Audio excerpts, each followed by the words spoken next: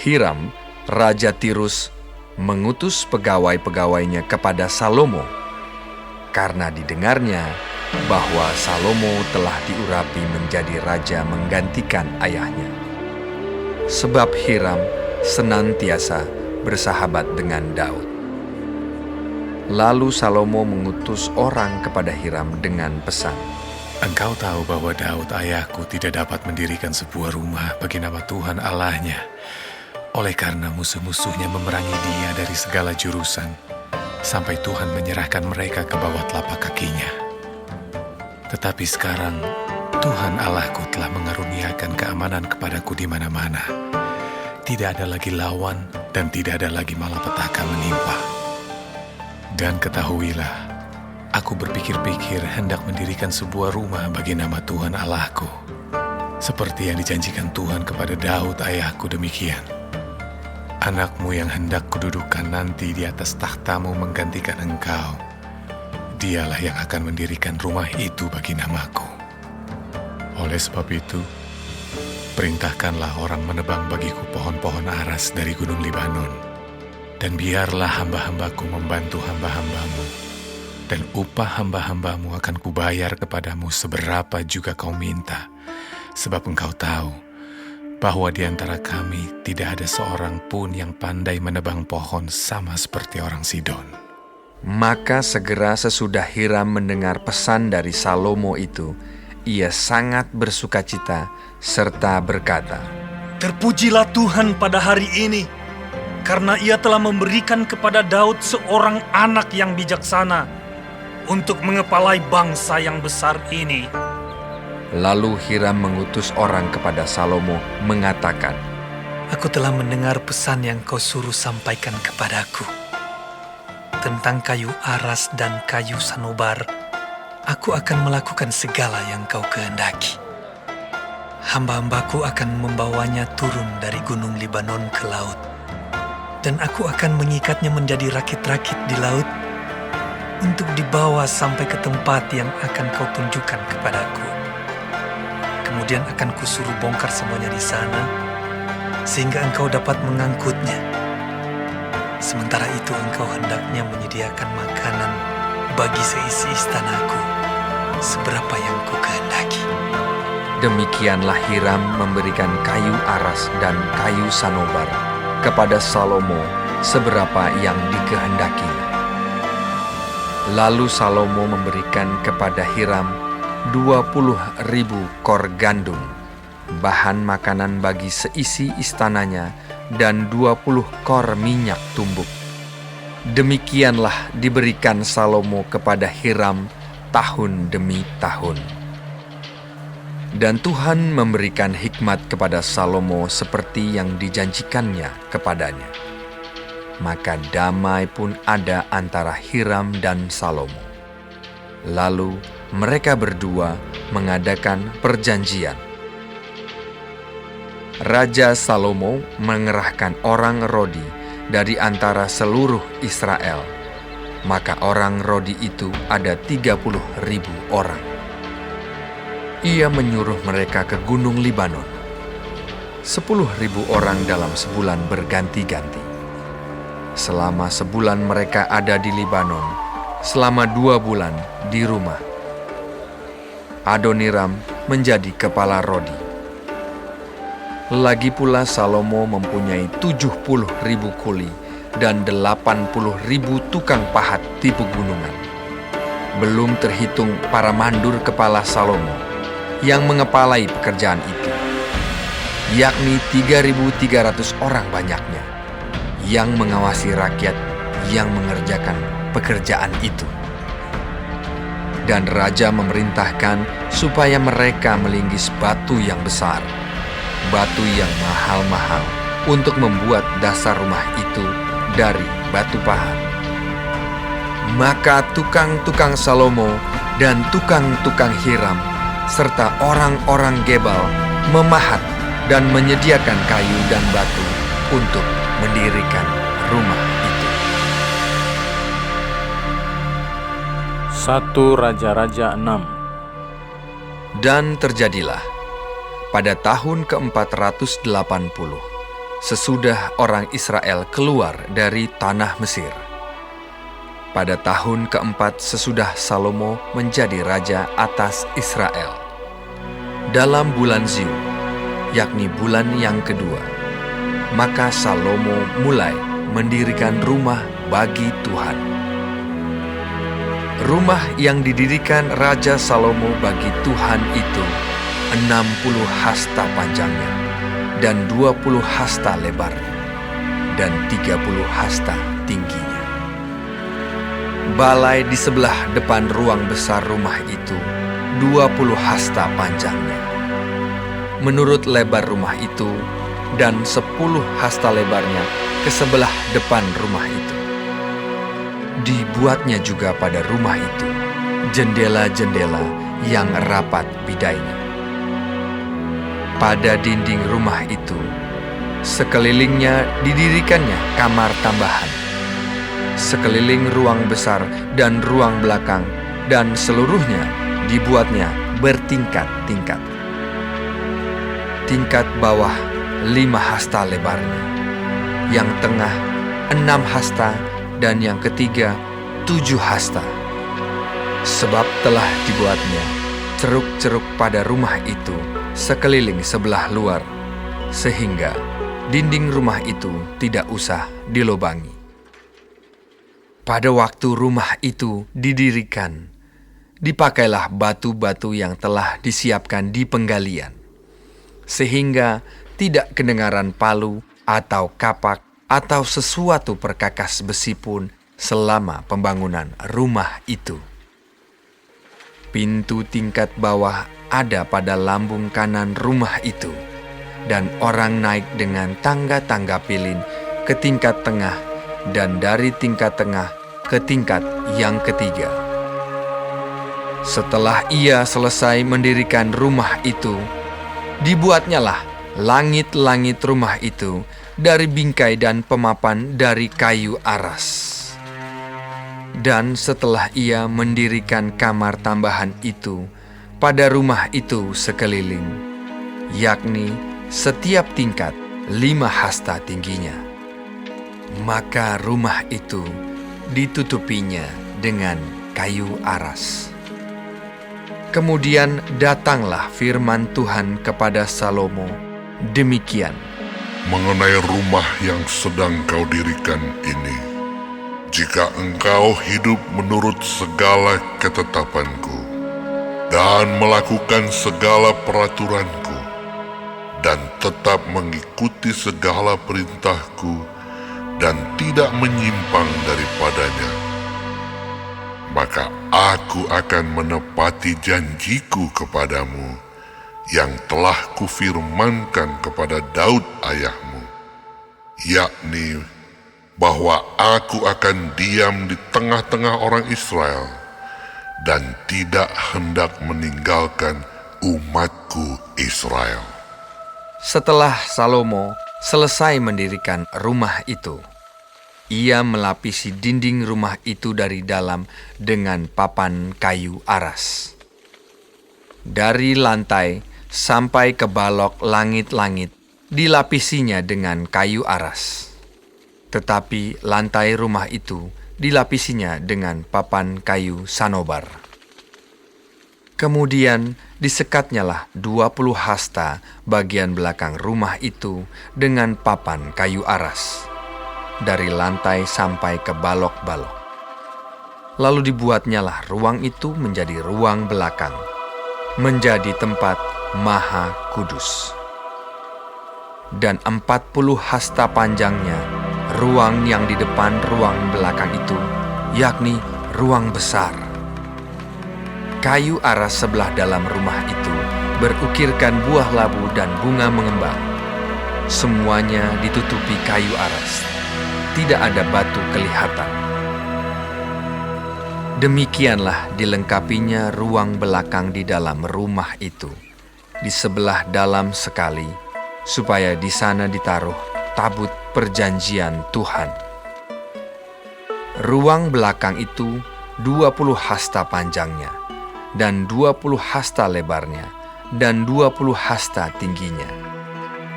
ia melapisinya dengan emas kertas. Lalu ia membuat mezbah dari kayu aras di depannya. Sesudah Salomo melapisi rumah itu dari dalam dengan emas kertas, direntangkannya lah tabir pada rantai-rantai emas yang di depan ruang belakang itu. Lalu ruang itu dilapisinya dengan emas. Seluruh rumah itu dilapisinya dengan emas. Ya, rumah itu seluruhnya. Juga seluruh mezbah yang di depan ruang belakang itu dilapisinya dengan emas. Selanjutnya, di dalam ruang belakang itu dibuatnya 2 kerub dari kayu minyak, masing-masing 10 hasta tingginya. Sayap yang satu dari kerub itu 5 hasta panjangnya, dan sayap yang lain juga 5 hasta. Sehingga dari ujung sayap yang satu sampai ke ujung sayap yang lain 10 hasta panjangnya. Juga kerub yang kedua adalah 10 hasta panjangnya. Dan kedua kerub itu sama ukuran dan sama potongan badannya.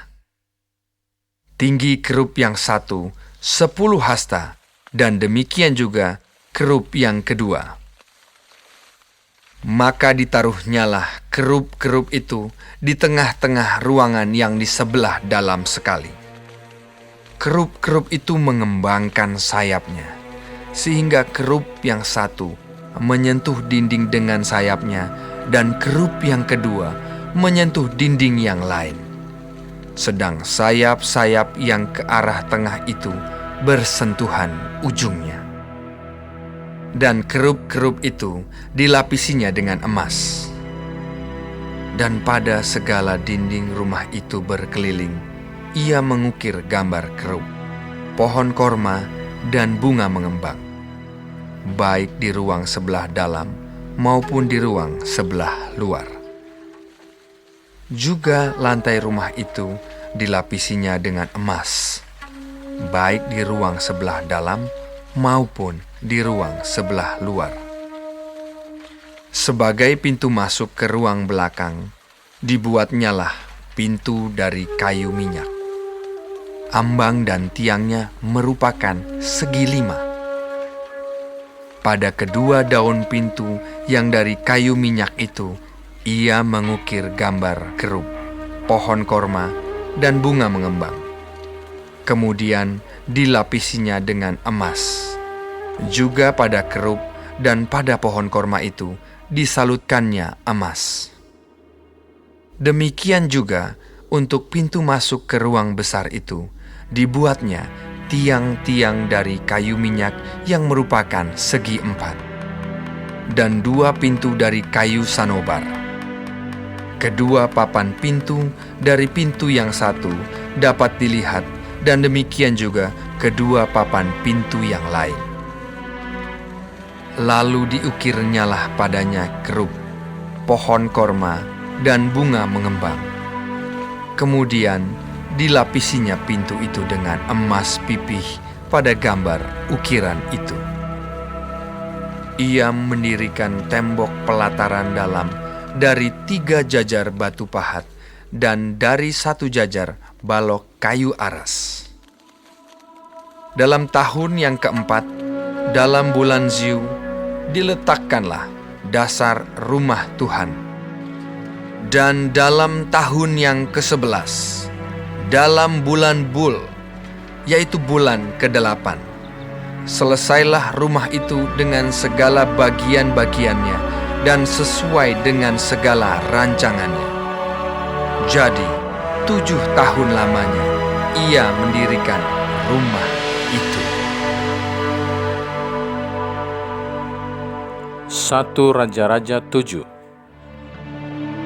Salomo mendirikan istananya sampai 13 tahun lamanya. Barulah selesai seluruh istananya itu. Ia mendirikan gedung hutan Libanon, 100 hasta panjangnya dan 50 hasta lebarnya, dan 30 hasta tingginya. disangga oleh 3 jajar tiang kayu aras dengan ganja kayu aras di atas tiang itu. Gedung itu ditutup dari atas dengan langit-langit kayu aras. Di atas balok-balok melintang yang disangga oleh tiang-tiang itu. 45 jumlahnya, yakni 15 sejajar. Ada pula 3 jajar jendela berbidai. Jendela berhadapan dengan jendela 3 kali. Dan semua pintu dan jendela segi 4 bangunnya. Jendela berhadapan dengan jendela 3 kali. Ia membuat juga balai saka, 50 hasta panjangnya dan 30 hasta lebarnya. Dengan di sebelah depannya sebuah balai lagi yang bertiang dan bertangga di sebelah depannya. Dibuatnya juga balai singgasana, tempat ia memutuskan hukum. Balai pengadilan yang ditutupi dengan kayu aras dari lantai sampai ke balok langit-langit. Dan gedung kediamannya sendiri di pelataran yang lain, lebih ke sebelah dalam lagi dari balai itu, adalah sama buatannya. Dan bagi anak Firaun yang diambil Salomo menjadi istrinya, dibuatnya juga sebuah gedung sama dengan balai itu. Tembok dari semuanya ini dibuat dari batu yang mahal-mahal, yang sesuai dengan ukuran batu pahat, digergaji dengan gergaji dari sebelah dalam dan dari sebelah luar, dari dasar sampai ke atas, dan juga dari tembok luar sampai kepada tembok pelataran besar. Bahkan dasar gedung-gedung itu dari batu yang mahal-mahal, batu yang besar-besar, batu yang 10 hasta, dan batu yang 8 hasta. Di bagian atas ada batu yang mahal-mahal, berukuran batu pahat, dan kayu aras juga. Sekeliling pelataran besar ada tembok dari 3 jajar batu pahat dan 1 jajar balok kayu aras. Demikian juga sekeliling pelataran dalam rumah Tuhan dan balainya. Kemudian Raja Salomo menyuruh orang menjemput Hiram dari Tirus. Dia adalah anak seorang janda dari suku Naftali, sedang ayahnya orang Tirus, tukang tembaga. Ia penuh dengan keahlian, pengertian, dan pengetahuan untuk melakukan segala pekerjaan tembaga. Ia datang kepada Raja Salomo, lalu melakukan segala pekerjaan itu bagi raja. Ia membentuk 2 tiang tembaga. Tinggi tiang yang satu 18 hasta dan dapat dililit oleh tali yang 12 hasta panjangnya. Tiang yang kedua demikian juga. Dibuatnya juga 2 ganja untuk ditaruh di kepala tiang-tiang itu dari tembaga tuangan. Tinggi ganja yang satu 5 hasta dan tinggi ganja yang kedua 5 hasta. Dibuatnya pula 2 jala-jala untuk ganja yang ada di kepala tiang itu. Jala-jala itu semacam kawat berpilin, semacam untaian rantai. 1 jala-jala untuk ganja yang satu, dan 1 jala-jala untuk ganja yang kedua. Kemudian dibuatnya juga buah-buah delima, 2 jajar berkeliling pada jala-jala yang satu, untuk menutupi ganja yang di ujung tiang itu, dan demikian pula dibuatnya pada ganja yang kedua. Dan ganja yang di kepala tiang dekat balai depan itu berbentuk bunga bakung, tingginya 4 hasta, yakni ganja-ganja yang di atas kedua tiang itu. di sebelah atas sekali, lewat jala-jala yang meliliti perut ganja itu. Dan buah-buah delima ada 200 berjajar, berkeliling pada ganja yang satu. Demikian juga pada ganja yang kedua. Kemudian tiang-tiang itu didirikannya dekat balai ruang besar. Ketika ia mendirikan tiang kanan, ia menamainya Yakin. Ketika ia mendirikan tiang kiri, ia menamainya Boas.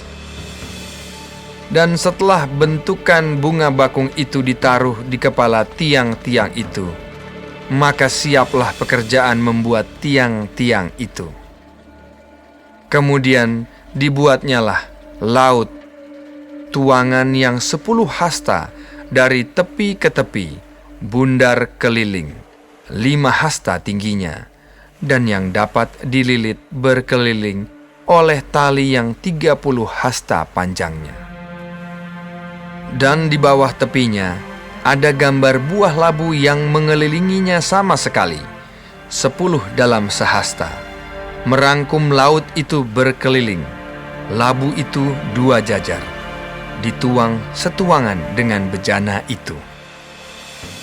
Laut itu menumpang di atas 12 lembu, 3 menghadap ke utara dan 3 menghadap ke barat, 3 menghadap ke selatan dan 3 menghadap ke timur.